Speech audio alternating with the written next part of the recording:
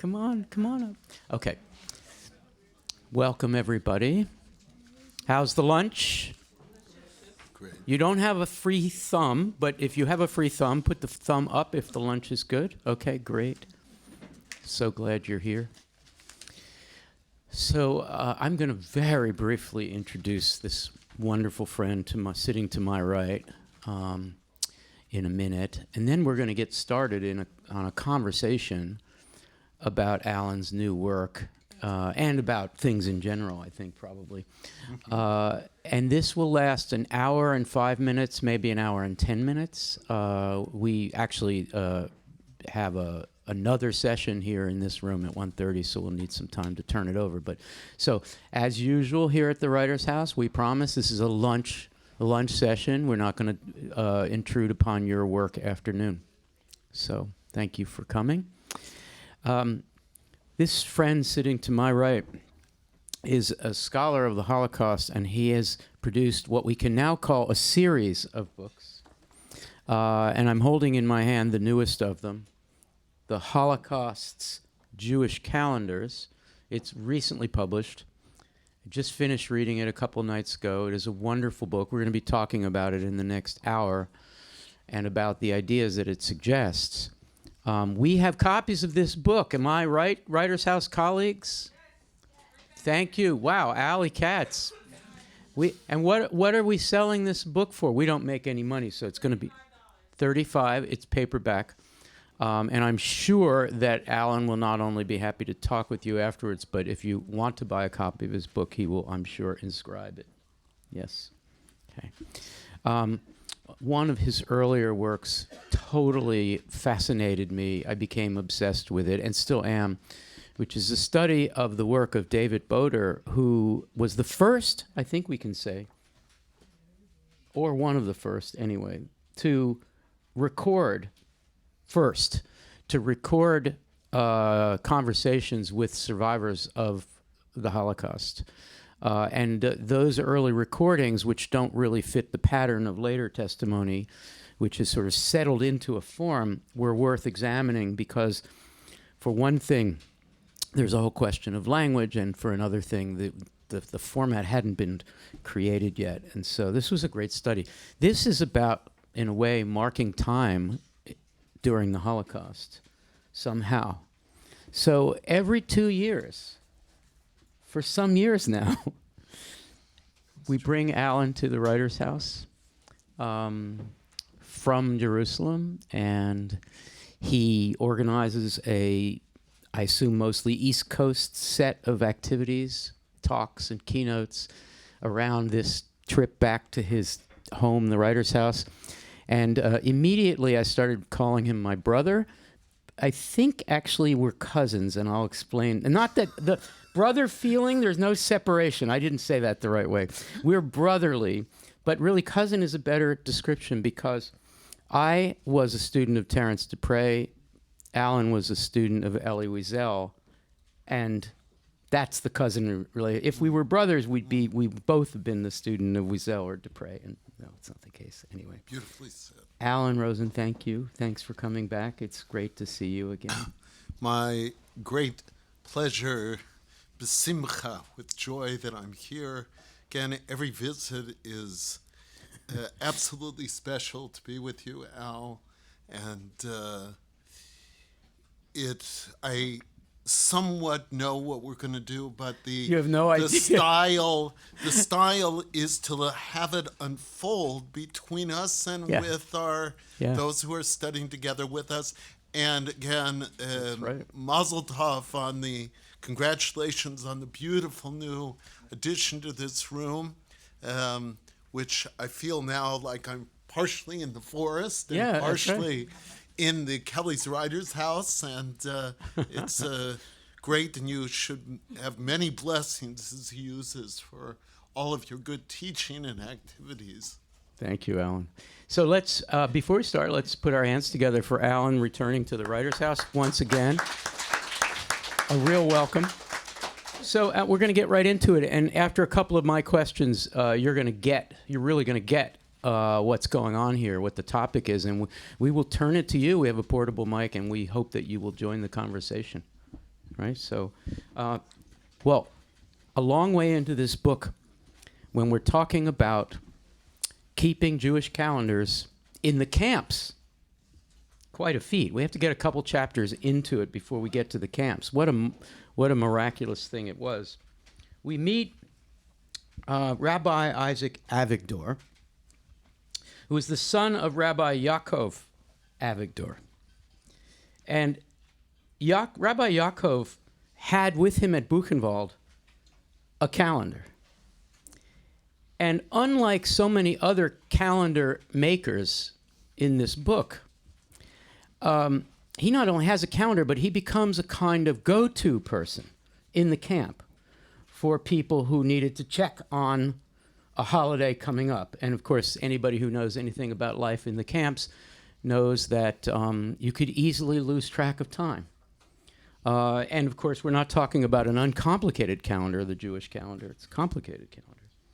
What struck me, Alan, and I'd love to hear your thoughts about this, is that Rabbi Yaakov came to deem it a holy duty to be at the ready to answer questions about a holiday or a fast day, and that even those who are on the brink of death, the Muslims, collected strength. These are your words, or maybe it's Isaac, his son's words. Yeah, collected strength to continue life when told in a whisper by Rabbi Yaakov that a forthcoming holiday is, for instance, tonight is Purim.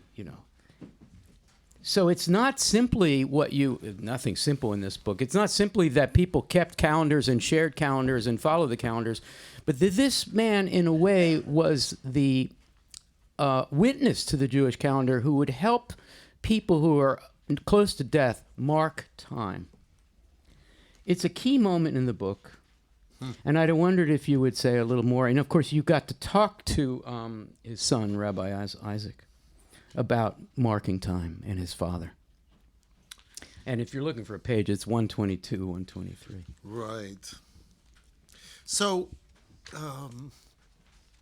this is one of the features of the book, was that I insisted, as much as one can assist with working with publishers, that the reproductions of the calendars be as many as possible and be done in color. Because here it is, we're not magnifying that right now, but it's possible to see, and on page 124, 125.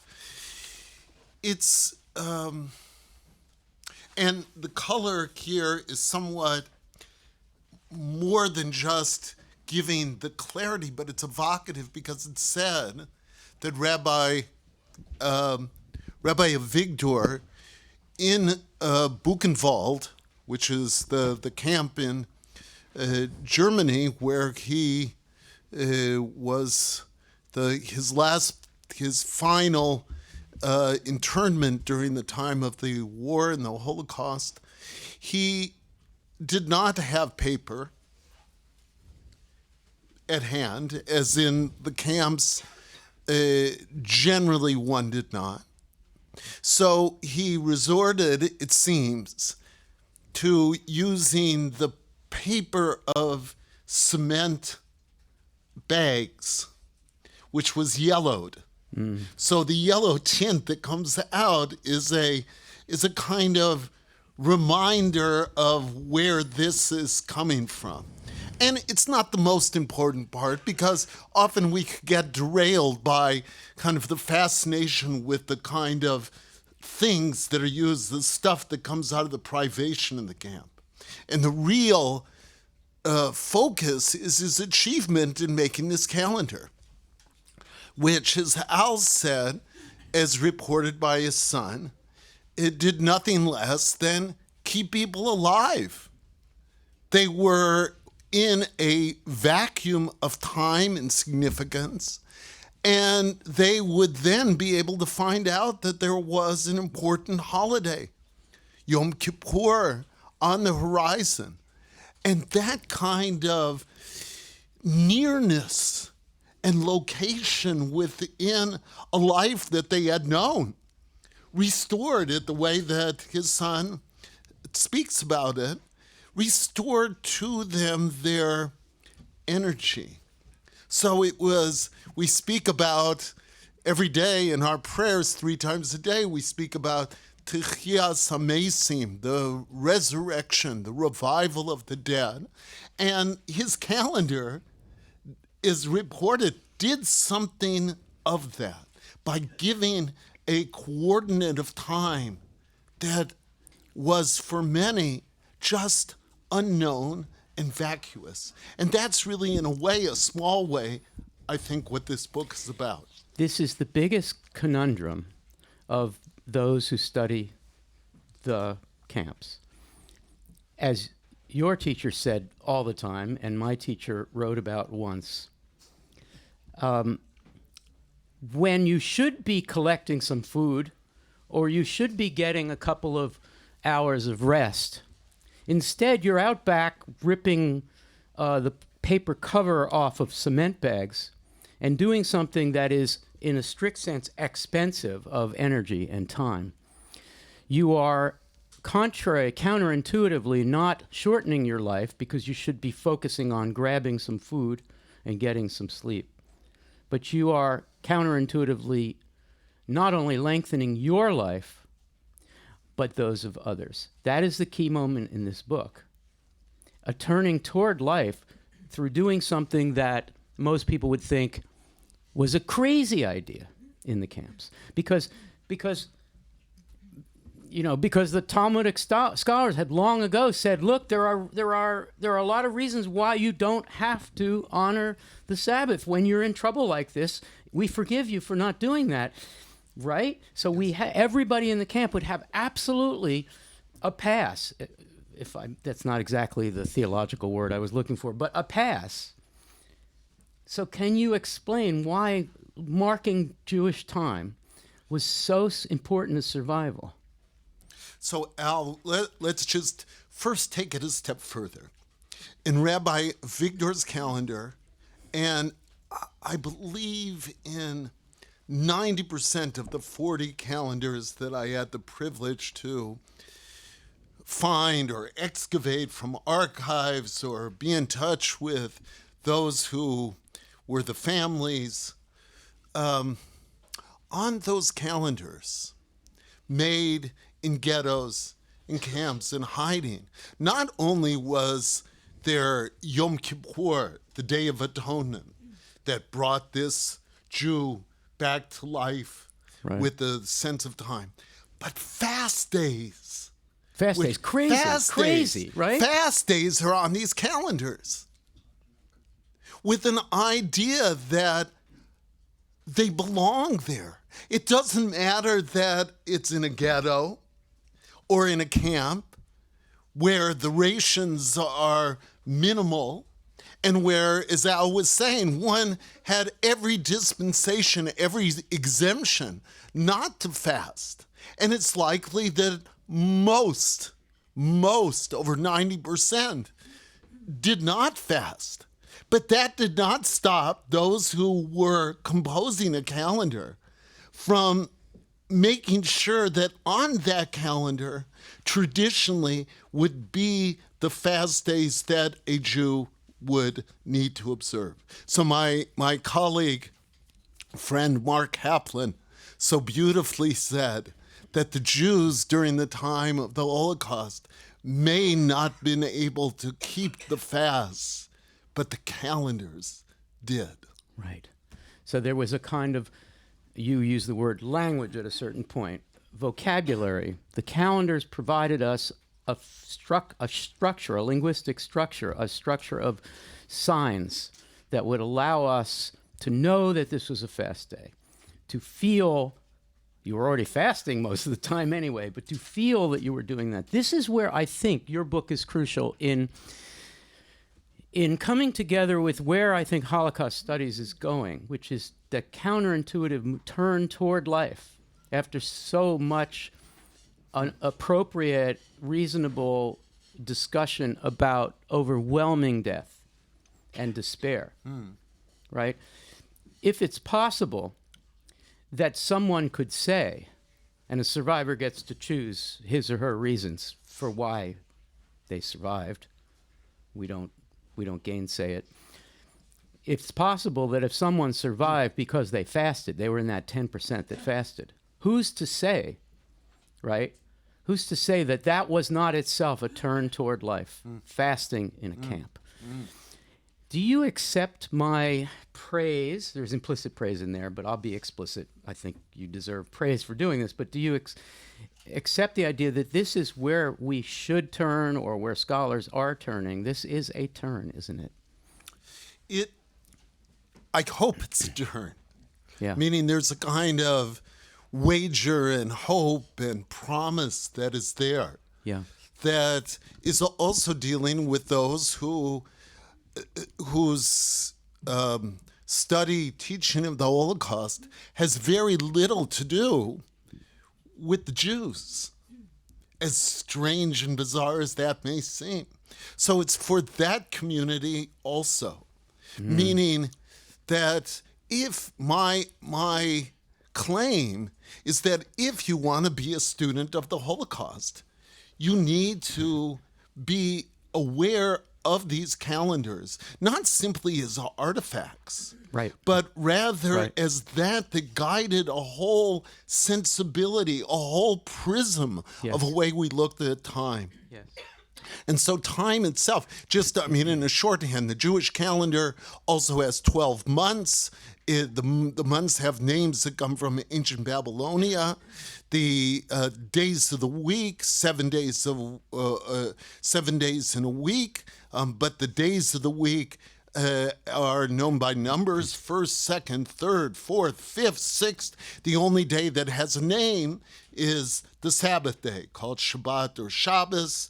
The calendar is a lunar, solar calendar, meaning every new month is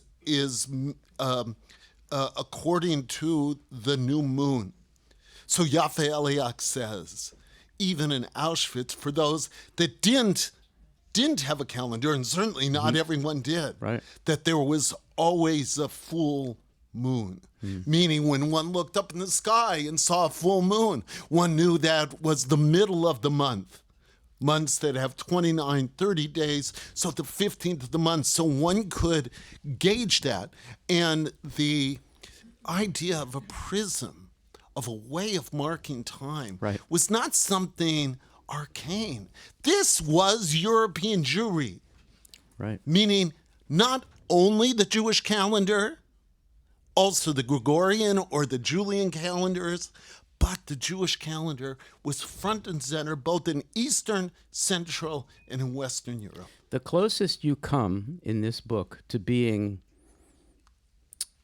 angry is the wrong word, very critical, is when you talk about, in relation to what you just said, when you talk about shifting our focus away from German time, and that's a phrase that's used by another scholar, David Engel, with whom you don't entirely agree, but you get this point from him.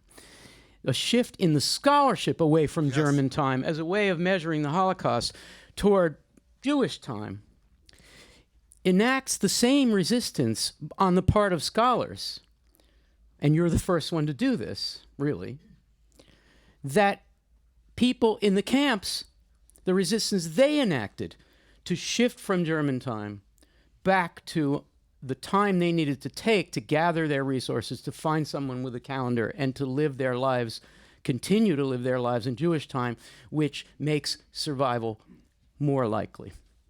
This shift is one you're asking us to, in a sense, you're turning from the people who did this in the camps back to us. Yes. And that scholarship needs to stop marking German time. Absolutely. Beautiful. Can you say a little more? I summarized that okay? Yeah, very nicely. Now, but there's two different points to comment on. One is resistance.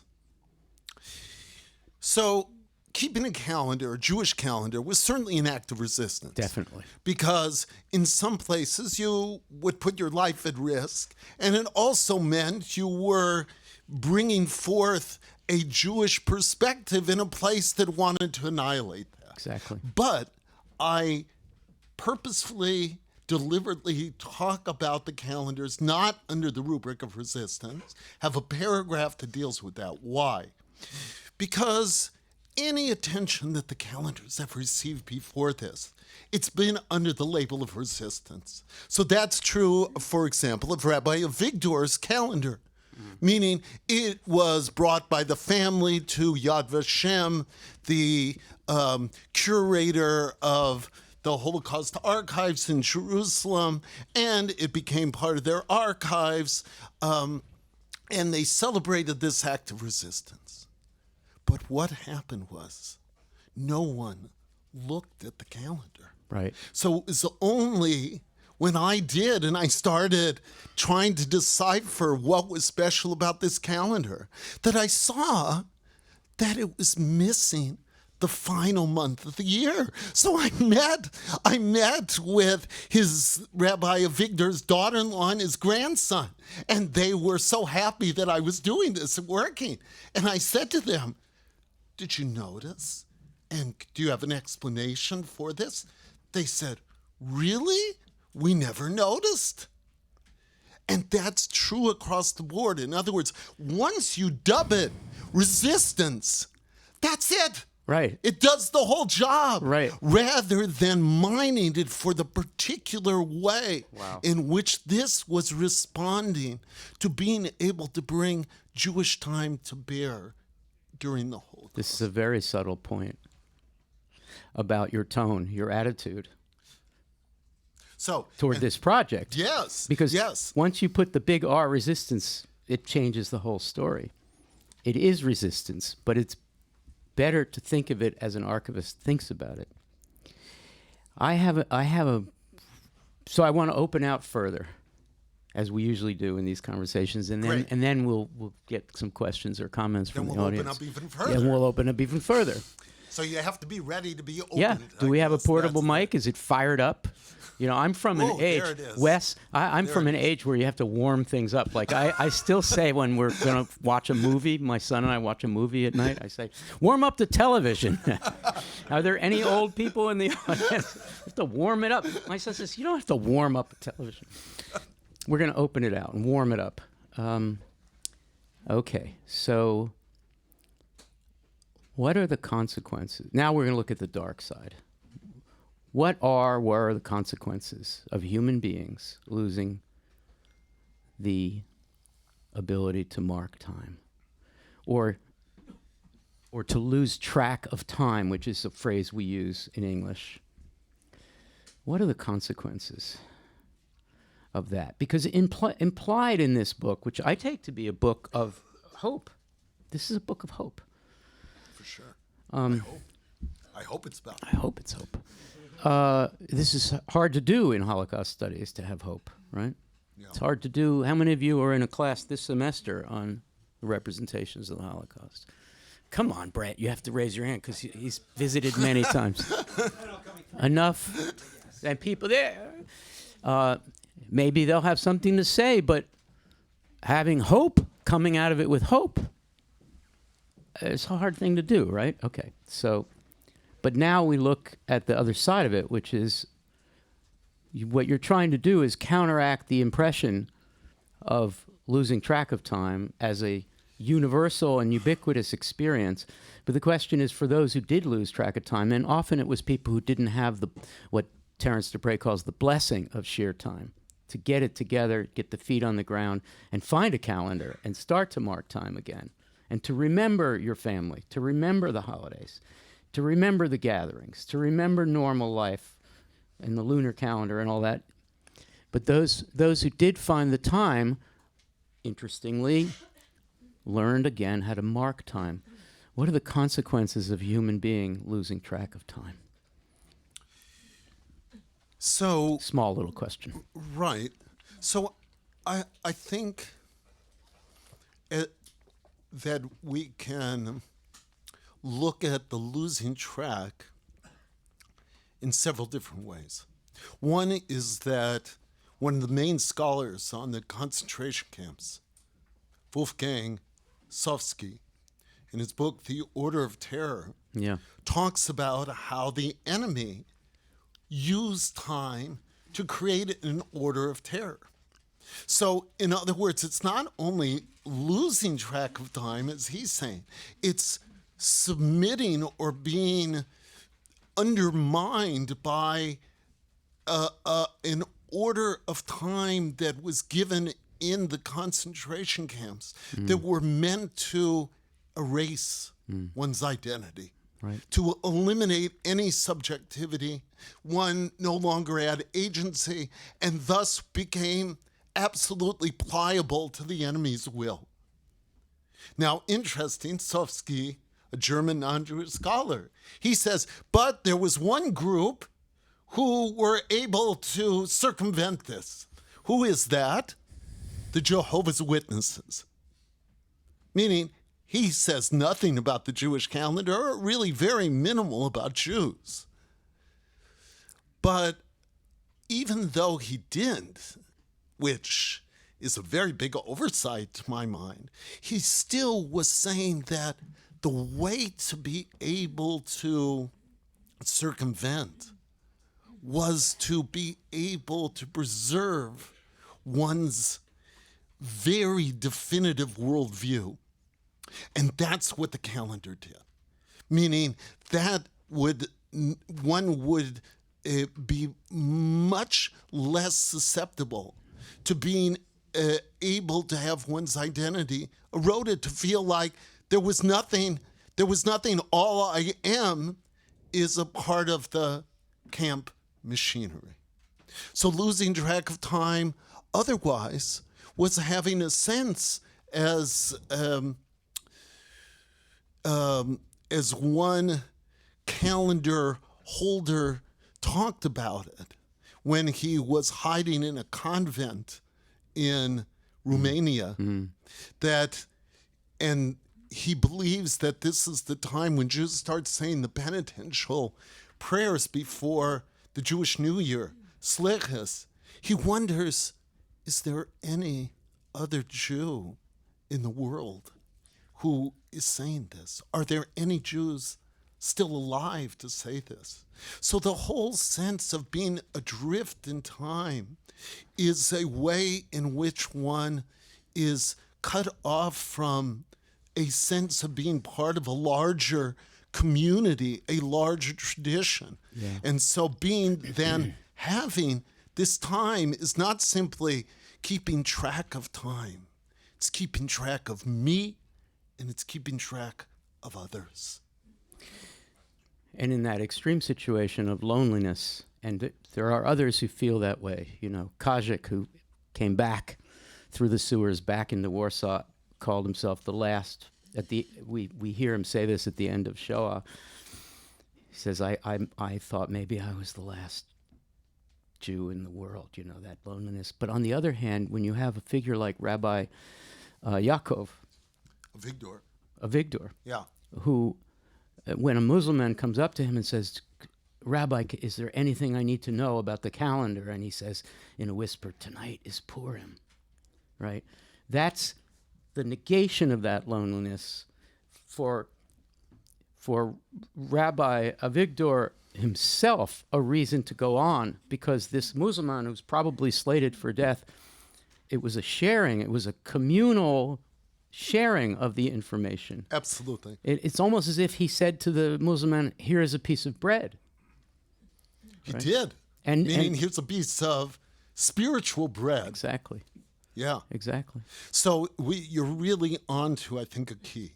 Meaning the calendars, it seems in almost every situation, were written down and circulated to whatever degree they were to be able to inspire others. There was a view that it wasn't for me alone. Right. So that's the nature of a calendar. Yes, right. It's exactly. the nature of the right. It's holy not, days. It's not Don't in my do that head. alone. Right.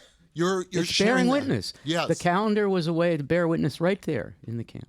So at this stage of conducting such a project and such research, one of the challenges is that most of those who were the ones who compose calendars or compose diaries or memoir, they're no longer in this world. So there was one who I had the great privilege of being able to find, Sophie Zollberg, who now is 96 years old, living in Jerusalem suburb, that then I not only was put onto the calendar that she made in Auschwitz and did so that the 100 other women that were with her in what was called the Stabsgebäude, where Sophie, worked to launder the undergarments of the SS, In Auschwitz 1? Auschwitz 1. Yeah. So she then made this calendar for them. For them. She said to be able to let them know when the holidays was. And it was she then that I could turn to ongoingly and still do and say, oh, there's this part of the calendar that's here. Did you mean that was important in the calculations? And she also, by having a life that extended far after, she went back and very explicitly annotated her calendar after. How many calendars survived from Auschwitz? 1, right? 2. 2. Two that were composed in Auschwitz. One in Auschwitz. That we know of. Yeah, that we know of. With all of this, I mean, just like, unfortunately, with the people, that more likely many, many more were made, but they were destroyed. They're gone, like almost all the possessions, diaries. What we have is a small number. We have to surmise that. Are you ready for a question? Should we turn? We need a microphone up front here, please. Who's got the mic? Wes? Sorry, we want to record this, which we could definitely hear you, but we like the idea of having a recording. Yes, it's being checked. It's warming up. Yes. The tubes are starting to glow. There could be tubes in there. For all I know, they're there's starting tubes to glow. in the Okay. Right here. Right here. Please. Your name, please. My name is Mina Smith. Okay, when I talk about the 2 subjects I'm about to mention, I'm not equating them with the Holocaust, but I'd like your insight into this situation. About a month back, I was in the library, and there was a meeting of the high school students, March for Our Lives, who have been affected by the shootings in schools and synagogues, mosques, movie theaters, everywhere. Yes. And they had a panel discussion on the front of politicians and activists. And then yesterday, I was at another talk for Veterans for Peace. And I just have been affected by these deaths, as we all have. I mean, not to equate it with the Holocaust, but the deaths and injuries are affecting our lives presently. These young people go on Twitter, and they talk about one young lady who's very involved with the movement of the high school students, and she's in this area. She made mention that she's going to a concert. Well, she was berated so badly on Twitter because she said she wants to go to a particular concert. She can't even enjoy her life. That's the way these children are now. They have no hope for enjoyment because they've been affected. And maybe they remember the Holocaust from their family too. I mean, perhaps all they think about now is death. So I'd like you to talk about the future of future. Thank you for the question. Beautiful question. So first of all, I'll try to make it short just so we can get a range. So forgive me if it seems brief. First of all, Al talked about the turn toward life, meaning the very aspect of making calendars that install one within a calendar full, saturated with meaning. Holidays, the Sabbath day, the way to remember losses, the way to celebrate birthdays, that all of that is chocked full. It turned toward life. The calendar, I would submit, even more so, because a calendar, as you have it, is made so it doesn't only have the present day. You're not trapped, imprisoned in a present day. Calendar, by definition, has a future. It unfolds a future before. So the makers of these calendars were composing not only that on paper or notebooks or cement bags, they were composing a future for themselves and equally for those they were with. If it's any consolation at all, and the students can speak for themselves, but my experience with the students here, at least, has been that the struggle you describe is real. I mean, it's exactly as you describe it, but that studying this topic for 3 months or 4 months inevitably gets you to think about the little things you do every day that help you turn back toward life, and most of all, they're all nodding, and most of all, not to feel guilty about whatever it is, going to a concert, whatever it is. Thank you for the question. Way in the back. Yes, I can't see who it is, but I see a hand. Thank you. Anna Kushkova, I'm from the Katz Center for Jewish Studies. Thank you very much for questioning the resistance paradigm. I think this obsession with resistance, as far as any kind of cruel totalitarian regime is concerned, which I observe in the West, and I'm from Russia myself, I think this is very wrong in terms that it makes human experience much less complicated, because everything that you do that you're not expected to do, not even if you're not necessarily prohibited from doing this, is labeled as resistance. And I think it should be decentered. We should come with a new word for different practices, including the one that you described, although, of course, you're looking at a very, very, the most cruel context possible. But I'm coming across the same when I'm describing the experience of the Soviet Jews.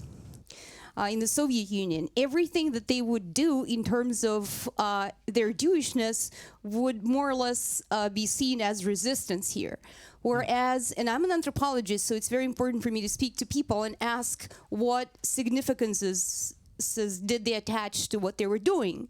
And more often than not, they say there was no resistance. We were doing it for ourselves, to be spatially, temporarily, collectively somewhere else, to be something else and somewhere else. So they describe this in identitarian terms rather than in terms of resistance, rather than in terms of being in tension and opposition to some power or regime or whatever. So I was wondering whether, I'm not sure about the turn, as you said in the beginning, but maybe we should think of a different concept instead of resistance that would capture more effectively different practices like this. Thank you very much. So again, two brief comments to what could be a seminar in its own right. One is that the example of the Soviet Union, seemingly we find a similar attempt to have Jews be in locations and that undermine Jewish time, and that the movement to compose a calendar was again a very real, let's say right now, response to such a situation. I think second is that as I was speaking to Al about this, and the problem with resistance here is that, and you phrased it again, is that we don't look at the calendars, meaning that as long as we turn to that is generalized and want to see it as a response, we're deflected from investigating the merits of what we are looking at.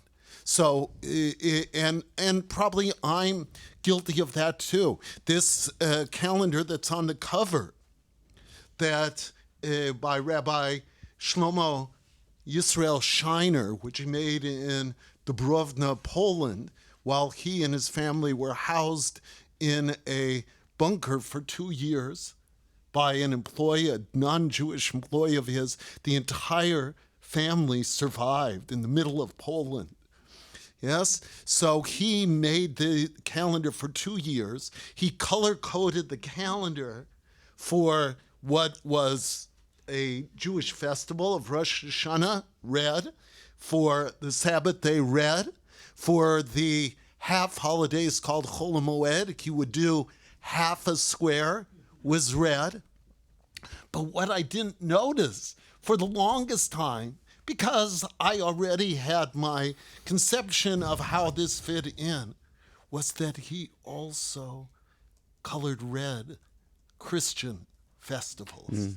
This is a Hasidic rabbi in the middle of Poland as experiencing the radical oppression of the Jews. So I'm with you that it would be good to find a term that facilitates rather than obstructs our study, and that what we have to do is to, for at least in my case, it was to make sure that any of the rubrics would not obscure what these extraordinary, meaningful artifacts that I was working with. As we're warming up to the next question, Like the do you tubes. mind? Yeah, do you mind if I add the teacher who taught me this material first started many sentences with, "We need a new term for," right? His main one was, "We need a new term for transcendence," because it was very difficult to transcend bodily functions and things like that in the death camps, in the concentration camps. What does transcendence mean? We need a new term for symbolism, he would say.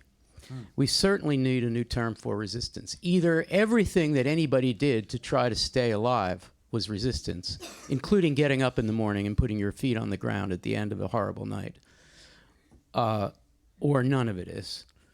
Right? We have to either open it wide up or use a different language, I think, because it's really obscuring a lot. I am really eager to have one of the students ask a question. That puts a little pressure on them, but I think Nicole Novo looks like she... We don't bite. We don't bite. No, Nicole. Do you want to, Wes, do you want to just, while you're coming over there, Nicole's going to think about how she feels or what she's always so good at this. Sorry, Nicole. Hi, I'm Nicole. What's your last name, Nicole? Novo. Novo. Start over. Yeah. I guess since our last class, we had a big discussion on just symbols and like the power of symbols as well as the problems that come with symbols. And for me, like the calendar is quite a big symbol. And I'm not even sure if I really have a question, but like, because to be honest, the discussion went over my head sometimes, but just like what you think about how like representations of ideas can be problematic. Like, what does it mean that the Jews in the camps couldn't think of a future until there was an object, or that it made it a lot easier for them to be able to see a future Is because it of that possible, object? I ask both of you, Nicole and Alan, that in this context, the calendar ceases to be so symbolic? It turns out to be a very practical thing. It turns out to be a gesture toward daily life rather than the largest things. Does that make any sense? It does. It makes... Kind of a structure. For me, Nicole, does it make sense for you? Yeah. Yeah? I guess so. It's just, I don't know. I never know where to draw the line between like what is complicated and what is straightforward. So. But- Well, we're scholars, and this is we always go with complication. But you're doing something simple. You went to find the calendars, and then you decided what it all meant. So to come back to this, to symbol, and the practical side, meaning the practice that a calendar can direct one's daily life. What is today? What meaning does it have? Is it a regular day, or is it a special day? Is it the beginning of the week, which in Jewish calendar is Sunday, or is it the end of the week, which is Friday, that leads to the Sabbath day? Elie Wiesel, my teacher, Zatzal, who did not have a calendar as far as he remembers at the ready in Birkenau. He said, though, that there was someone who every Friday came to their barracks and said to them, you remember that tonight and tomorrow is the Sabbath day. And then he would leave and go to the next. And he said there was really no difference that it meant in our practical lives. We had to go to work. We didn't have extra rations. But he said to know already made a huge difference. So that kind of practical way of laying out the daily texture. And just one other comment, you mentioned David Engel's very good work in moving us, shifting from German time to Jewish time, meaning from a focus on the perpetrators to trying to, as he put it so beautifully and eloquently, to walk and empathize with the victims. So he spoke about that term from German time to Jewish time, and elaborated at length on Jewish time. Right. Not once did he mention the Jewish calendar, meaning there was a way in which the practical aspects of what a calendar is, embodying forth a map of daily life, was not eluded him, let's just say, and that I tried to then recapture. And Nicole, Yes. and Alan, of course, since you wrote the book, a lot of time is spent here on the idea of the yahrzeit, on the anniversary of someone's death. To remember that, it's pretty hard to do in a camp when you're not keeping track of time, strictly speaking, but when you have it. So, Nicole, it is exactly the equivalent of the unknown Shloima, just a guy at Auschwitz, who comes up to Primo Levi on maybe his second day at Auschwitz and says, "Where's your mother?" And Nicole, you have a mic. How does that help Primo? It's like a reminder of his humanity. And That he has a mother. Yeah. And then he asks her what?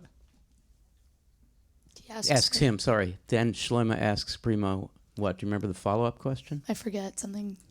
What's her name? Where is she? Now, had Primo lost his mom and it had been her yahrzeit and he'd forgotten it, Shloima would have said, "Do you know today is the day that you remember your mother?" Nothing symbolic about that. It sounds, today it would, in daily life of privilege and comfort, it might seem rather symbolic, the yahrzeit. We light a candle and so forth. But there it's not. It's very practical. It allows you to have the connection to family. Does that make sense? Yes, absolutely. So one of the calendars that highlighted yahrzeit, idea was not only personal, meaning what has to do with my family losses, but had to do with a chassid, Rabbi Zellman, Yeah, right. in Zellman. Westerbork, where he made a calendar that listed the yahrzeits of the three leaders of Right. the Hasidic Not even group. family. Right, not even family that was there. And just an extraordinary follow-up that it's just a story to be told, because any kind of research like this is interacting with family and friends and contacts, and so the stories come out. So, of which there are many, I'll stay with one. Rabbi Zellman made this calendar in Westerbork and then took it with him to Bergen-Belsen. And asked later to have it Oh, you're going to tell the No, story. fine, go ahead. No, It's you- fine. you. It's just to be known. That's No, that's such a it's great. Wieselian move. I've seen him do that so many times. No, you tell the story. You seem to know the story. You tell it. It's where the book begins with this. It begins. So I was after speaking to two or three grandchildren, and Rabbi Zellman's daughter. Rabbi Zellman passed away in 1976, so I was a bit late to come to him. But thank God there were them. Each of them had more information. But then the third, or whether it was the fourth grandchild, said to me, "Oh, did anyone tell you that my grandfather asked that when his time came, that he be buried with his calendar?" And I thought, what? What do you mean? It's not Jewish. Meaning the Jewish way is to go into your grave with no possessions. You carry nothing of the material world with you into the next world. So what was this? And he had written a scroll of Esther for himself. He had many pages of commentary that he carried through the camps. And no, what he was going to take with him was a calendar. And even more in Israel, where he had moved to, when you have burial in Israel, because Israel is considered a sacred land, that you're not buried in a coffin. You're buried straight in the ground. So it means that there he is being placed in a grave. And his desire was to have this calendar that he made in this camp 30 years before go with him. So I said to the grandson, no one told me, and the question is, what happened? Did he do it? Did you do it? Yes, we did it. And he was buried with this calendar. And I thought, boy, that really just is going against the grain and showing that these are, for him, it wasn't a symbol. He wanted, at least the supposition is, he wanted to take this with him to the next world. And when he came before the God on the throne of judgment, he would hold up that calendar.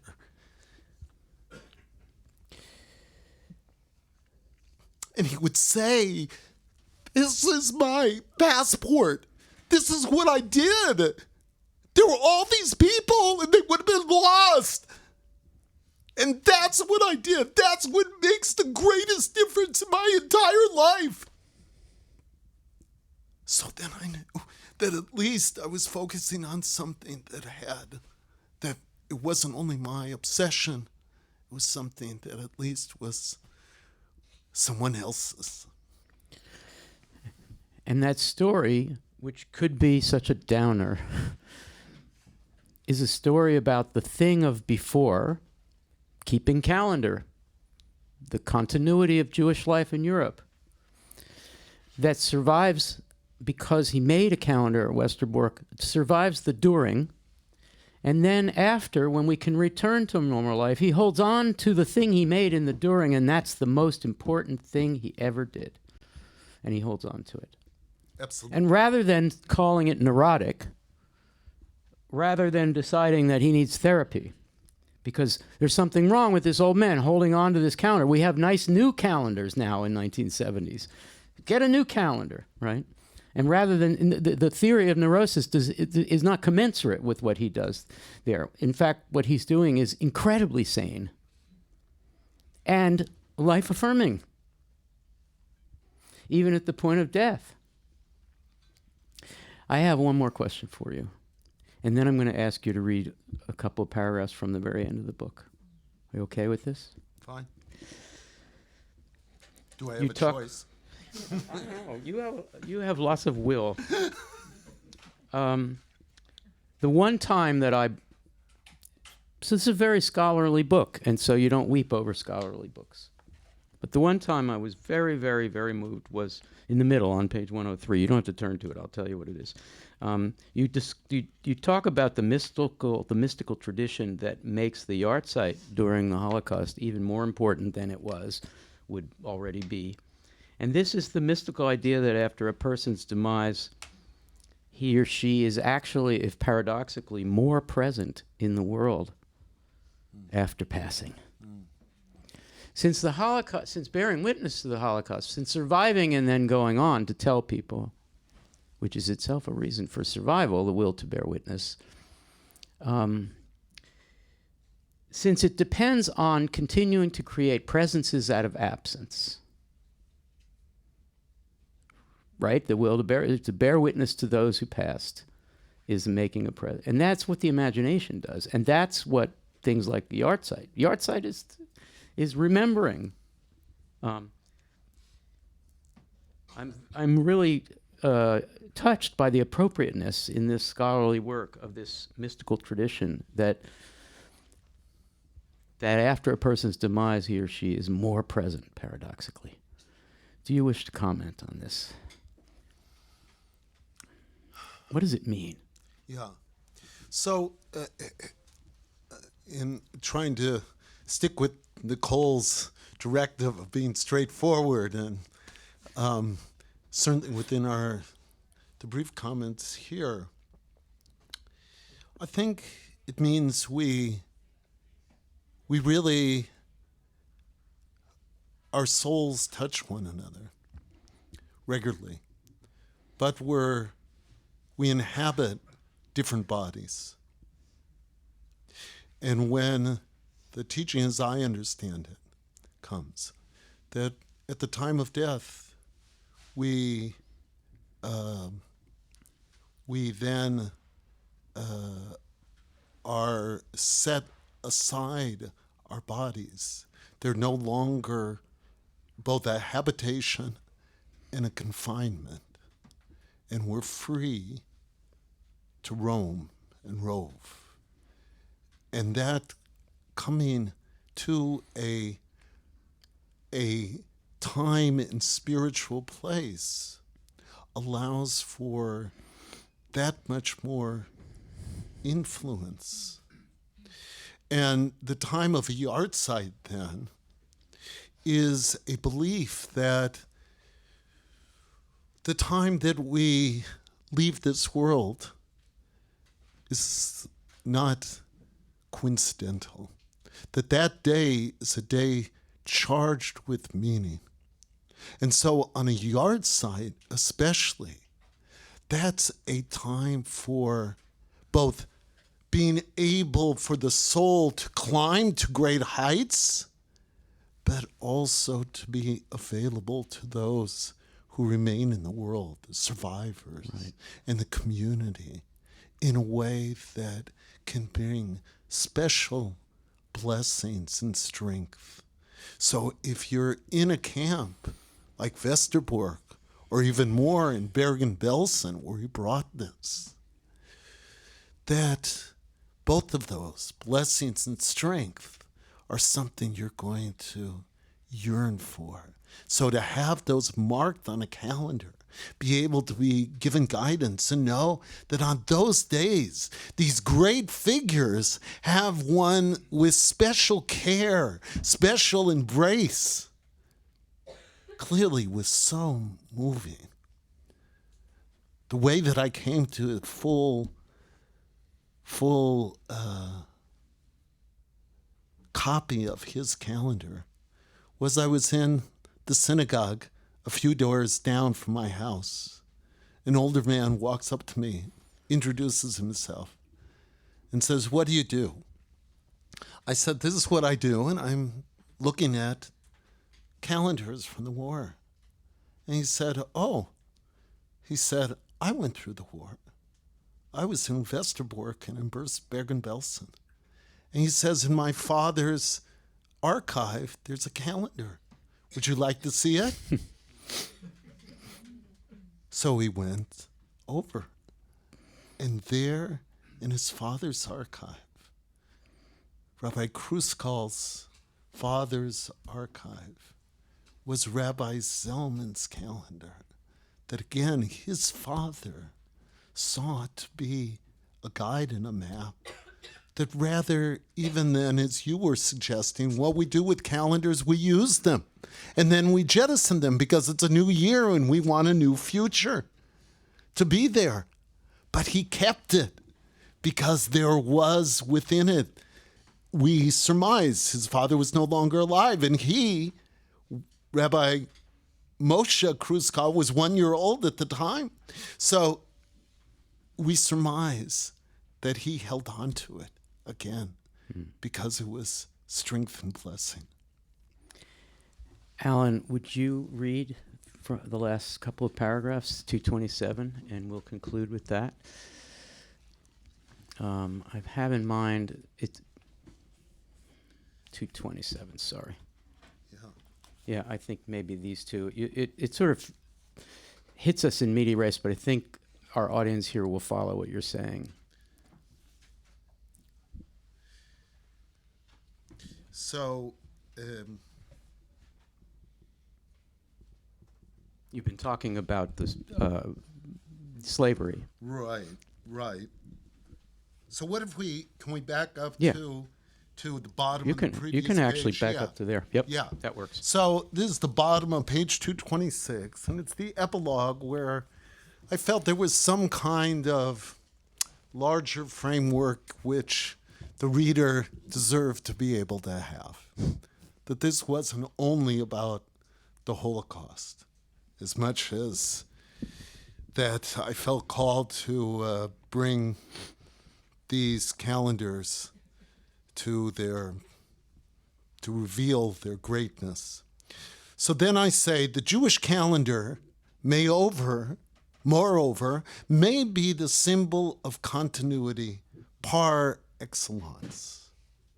As weekday follows weekday, one Sabbath follows another, the festivals of the spring follow those of the previous fall. The Jewish calendar maintained a continuity with both the near and distant past, and more audaciously projected a seamless future wherein Sabbaths and festivals would predictably arrive at their appointed times. The familiar interlocking grid of weekday and sacred days was envisioned by the Jewish calendars, even when death and destruction were the order of the day. By way of wartime calendars created, circulated, and preserved, continuity in the midst of the Holocaust also receives its due. According to tradition, the commandment for the Jewish nation to make a calendar came at a pivotal moment in history. The Jews had been enslaved in Egypt for several hundred years. The oppressor's grip had been steadily loosened, and the people were told how to prepare for their departure from Egypt. The first step was to fashion a calendar. Why was such a step necessary?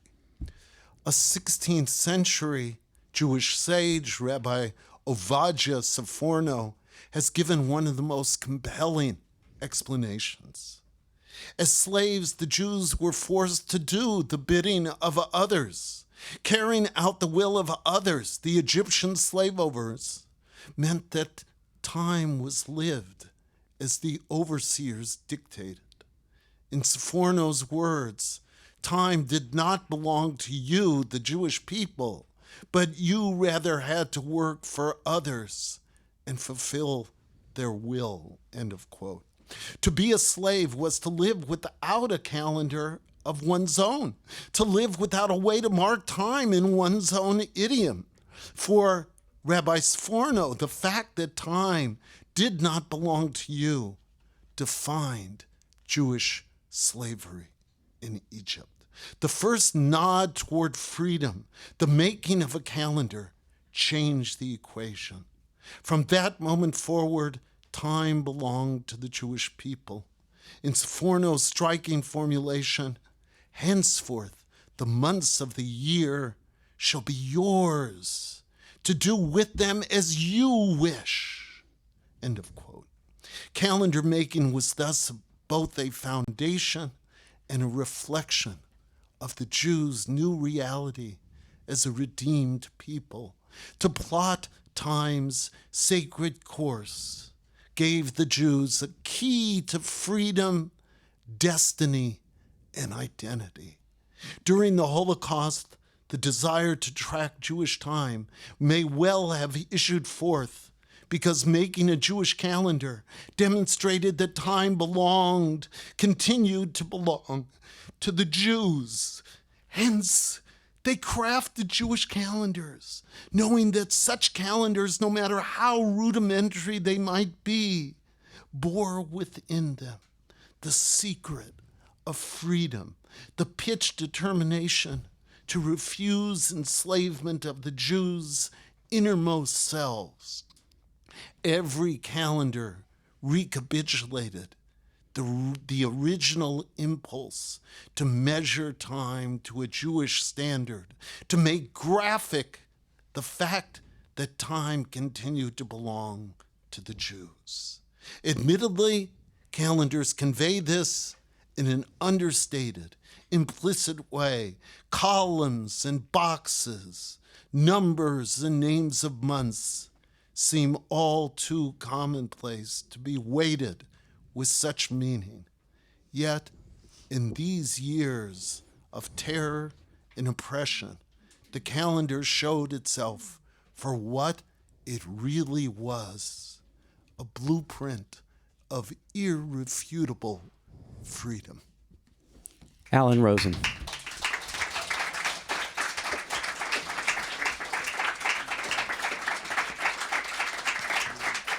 Alan Rosen, everyone. Thank you so much, Alan. All. Great to be with you. Great. Thank you, Alan. We have some copies of Alan's book for sale. Alan will be around just for a few minutes. We're going to move this party out to the living room because we're getting ready for a class in here. Thank you all for coming. There's probably some more food. Please enjoy the lunch. And if you have a chance to greet Alan in the living room, that would be great. And we'll see you back here soon, we hope.